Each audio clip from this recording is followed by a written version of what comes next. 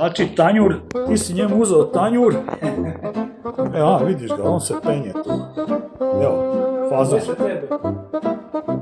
Pa nemoj se on šta bojat. Zovi ga, stavi mu tam pre vrata neki. Daj mu žlicu, on je u restoranu.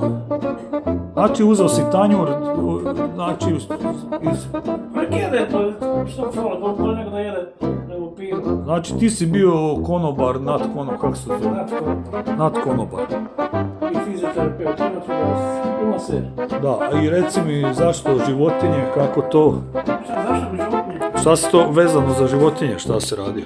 Pa šta, pa znaš da sam ja radio, ti mene snimaš? Da, naravno, da snimam. Sam zaradio sa konjima, lukovima, sa... A medvjedi? Di si bio s medvjedi? Kućerevo, jesam da. Ali bolje duša zašto životinja. Da, znači vodio si radio emisiju isto. U Sisku, da. Da, na radiju, jel? Kako se zvala emisija? Ne znaš koju si emisiju vodio, ali vodio si. Životinjama bila, sam zaboravio kako se zvala emisija, ne mogu sjetiti sad. Katica Tašković je bila ovoga sad.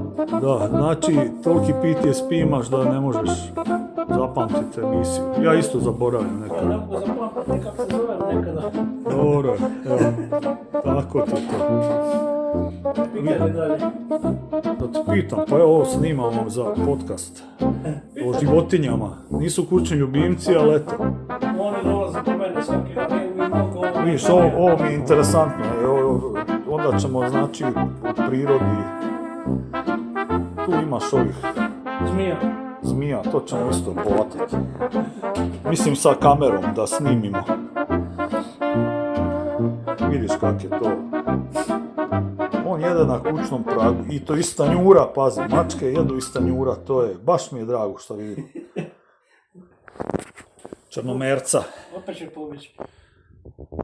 Što neće žuti ljuti do sada. A di ti je žuti ljuti? Pa dolaze oni sami. Da. Znači dolaze, jel? Da. Dolaze oni spavat ovdje. I znači razlika između životinja i ljudi? Ljudi su...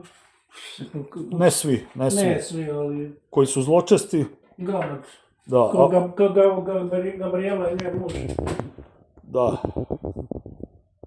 I Binasa.